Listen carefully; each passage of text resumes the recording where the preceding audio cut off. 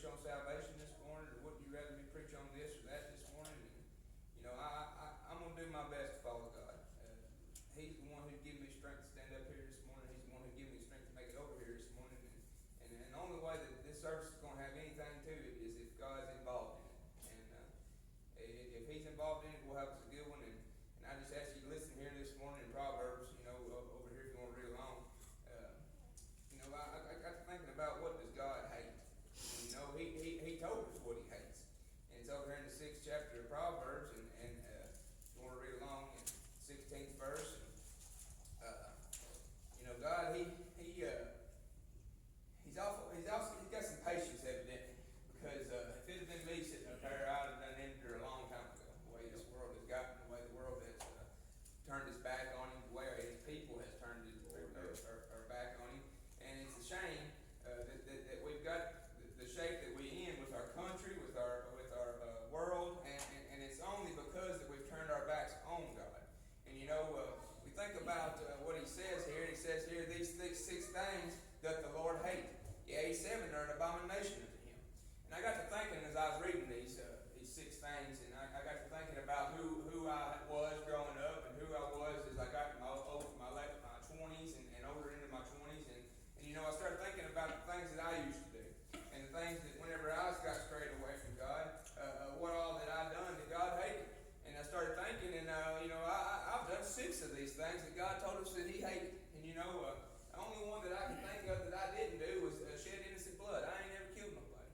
But as I got to reading down through here, it's a shame that I let myself get in that shape. It's a shame that I let myself be that person. But as we read here, it says He hates a proud look. He hates a lying tongue and hands that shed innocent blood, and a heart that deceiveth wicked imagination, feet that be swift to run into mischief, a false witness that speaketh lies, and he that soweth discord among brethren.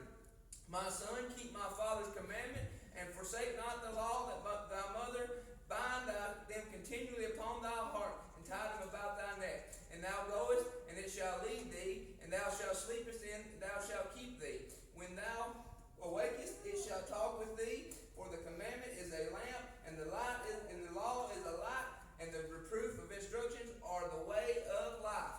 And you think about here, what God's trying to tell us is, we can sit here and think about all the things that we've done in our lives. We can sit here and think about bad things. We can sit here and worry about the way the world is. But what we're going to have to sit here and worry about is ourselves here this morning. We're going to sit, if you want to be happy with God, if you want to be happy with yourself, if you want to be happy as a man or a woman, you've got to try to live by God's laws. If you try to find yourself staring off, if you find yourself going down the devil's path, you're going to find yourself a world of misery. And I can tell you because I've been there. I can tell you as a person who got away from God's laws, who got away from God's commandments, and got out there in the world, the further you get, the easier it is to just keep on keeping on.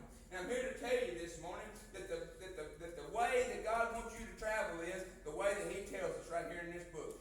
We've got a perfect instruction of our lives, how we need to live, how we need to do, and who we need to be by reading this Bible. And as you go along through time, and you go along reading this Bible, and you go from the front of it to the back of it, it finds a simple common theme that everybody who seems to be miserable, everybody who seems to have really hard times, every country that seems to fall has turned away from God and His commandments. Yep. And you think about here this morning, we used to have the 10 Commandments in the courthouses. We used to have them in the church, in the school systems. We used to have God's laws everywhere. And you see here today, they took them away because they don't want you to believe in God. They don't want you to believe that there is a God. They want you to believe that they are God. And let me tell you here this morning, it said here in the Bible that you should not worship any graven images or any man on earth, because there is one that is greater than all, and He's in heaven this morning above. And you think about here in Exodus, whenever Moses was out on Mount Sinai, and he was getting the 10 Commandments there in Exodus 20 here, and you think about what God was trying to tell these people, and what God was trying to help these people, because in this day and time, and in that day and time, and before the flood and after the flood, all that we have seen to happen is we have got godless people in this lifetime who are trying to steer us away from God. They're trying to tell us that He's not real. They're trying to tell us that He's not there. And they're trying to tell us that just go down their path and just try to live your life happy, and you can do what you want to do in this life, and you'll be as happy as you can be. Let me tell you here this morning,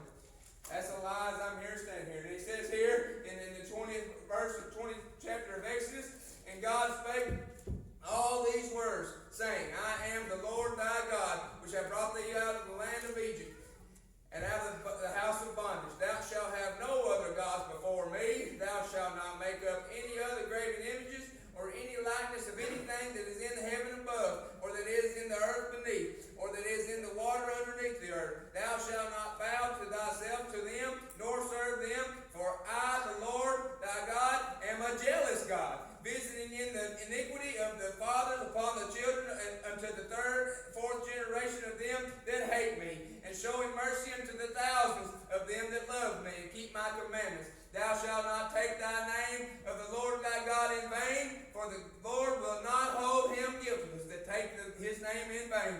Remember the Sabbath day to keep it holy. 6 days thou shalt labor and do all thy work. But in the seventh day, the Sabbath of the Lord thy God, it is in thou that thou shalt not do any work, nor thy son, nor thy daughter, nor thy manservant, nor thy maidservant, nor thy cattle, nor thy stranger that is written within thy gates.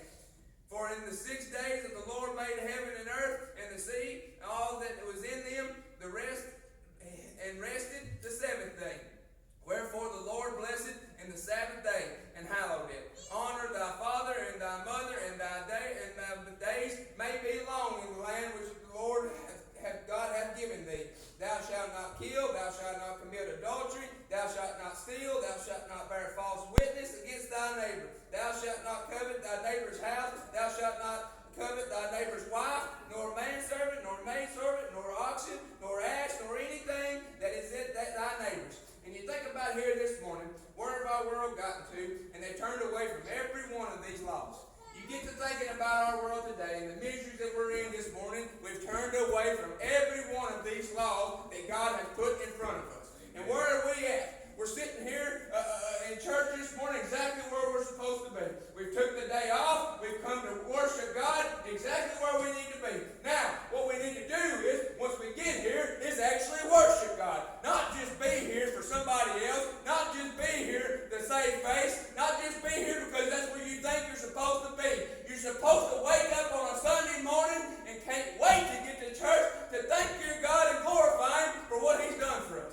And that's where we're getting to as a society anymore, is this ain't important to nobody anymore. This way right here ain't important to anybody anymore. We just let her go on down the line and go on down the line, and you see exactly where it's got us. It's got its church houses being almost empty. You know, you go by here and you start looking around about at these other places, and they got everything you want when you go in the door. They got food waiting for you. They got a buffet waiting for you. They got kids coloring books. They got all kinds of stuff. They got a nice band up there. They got everything you want to just draw you in and just get that money from you. But let me tell you something here this morning. I ain't looking for your money. I'm looking for your soul to be saved. And if it ain't saved, you need to be fixing it. Because I'm telling you here this morning, there's a dreadful world out there. There's a dreadful people in this world. And there's some wolves that are hunting our kids and hunting our people. And let me tell you something, we ain't got very long.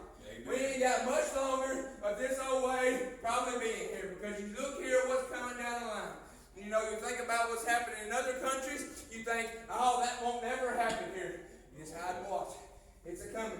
It's a-coming one day after a while. And I'm afraid for my little girl. I'm afraid for these kids. And I'm afraid for what's to come. Because let me tell you something. We have completely turned our back on God. And these commandments that He has set in front of us right here. Because you see, every day, people turn into other people and other vain images and other things that have drawn them in, and they worship that more than they do the Lord. And you know, I'm a football fan just as big as anybody around here. I'm a big football fan. I love it now. But let me tell you something. This is the Lord's day. This right here is the Lord's day. They've made something to where the big circus has got you drawn into something else. They've got you looking for something else. They want you to be drawn in to the ways of the world. They want you to be drawn out from God. And let me tell you something here this morning. The further you get down that path, the easier it is to quit coming. And generation after generation, like God said, what happened? He will turn against them because He sees what happens whenever everybody turns their back on God. Because look here, this morning, if I don't bring my daughter to church, what is she going to think of? It's not important one of these days after a while not to come to church. She's not going to see that it's going to be important that we need to be in the church house every Sunday night. Now, if I get out here today in the week time and we got revival coming up and we got a ball game that night, what's going to happen if I go to that ball game instead of going to my church about revival? It's going to show my little girl that ball games are more important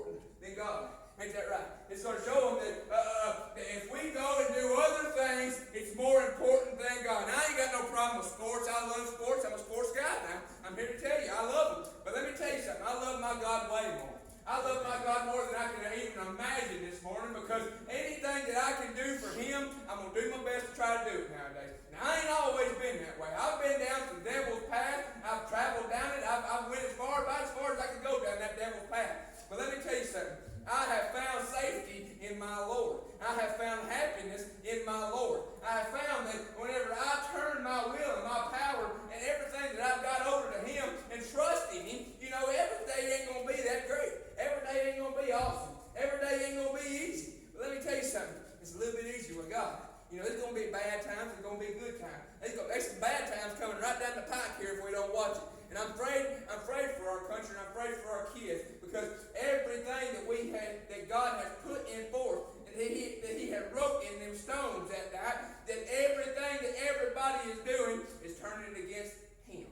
Yep. And we think here that when we worry about this stuff right here, when we worry about the Bible, and we worry about what we need to be worrying about, we find that everything starts getting a little bit better. We find ourselves, whenever we try to start living right, we start doing right, we start praying to God every night, we start praying to God every day, we start trusting in Him, everything starts getting a little bit easier. And I ain't saying it's going to be always easy, but from the beginning of time of our Malachi, I know that God said, "For I am the Lord thy God, I change not." And from the beginning of time, whenever He made Adam and Eve, to right now, He has changed not.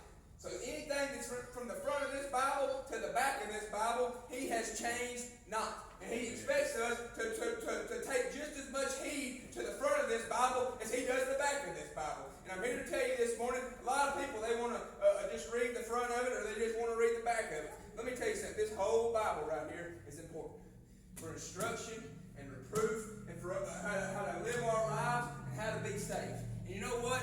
What's the most important thing in this life is salvation of our souls.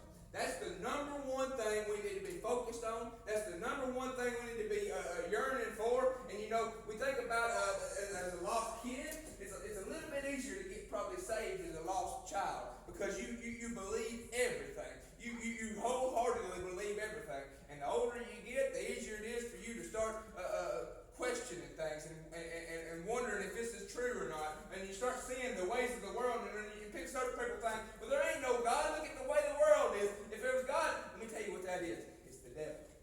It's the devil and his people. And they've got a lot of this country by the throat. They've got a lot of us missionary Baptist folk by the throat. Because what we're doing against each other is a crying shame. Us fighting against each other, us not worrying about these lost folk more than worrying about what brother so-and-so over here done in this church and what brother so-and-so done over here in this church. We need to be coming together and loving one another and be focused on one common goal, and that's for us to be saved as a country, as a world. And all these little ones around here, they're very impressionable. They're watching us every day. They're looking at us and they're wondering, what are mom and daddy doing? What do I need to do? How do I need to conduct myself? And actions speak a lot louder than words. I can tell my little girl, you got to live right, you got to do this, you got to do that. But if I'm sitting there right in front of her face doing right the opposite, she's going to probably veer down that path I'm going on. Ain't she? That's exactly what's going to happen. And I can tell you here this morning, that's exactly what we've got as a country. We think that we're not being watched. We are. We're God's people. Us who have been saved, we are God's people. We're the ones who whether they believe it or not, whether they want to tell you they're not, they're looking at us. They're looking at us to do wrong, and they're looking at us to do right. So you can either be a good example in this world and follow these commandments like God has put in front of us, or you can travel down the devil's path and just be like everybody else. That's all I got this morning. I'm just thankful this morning that God has give us another opportunity to stand and be here. And I'm thankful that He give us these laws, He give us these instructions, He give us the way that we should live. And I'm thankful this morning that I've got salvation in my soul. I'm thankful that I know where I'm going one day after a while whenever I die. I've lived a pretty bad life sometimes, and I've not done exactly like I'm supposed to. But I can tell you here this morning that God will forgive you of anything. He's a forgiving God. He's a loving God. But whenever He tells you He hates something, I don't think He intends you to do it.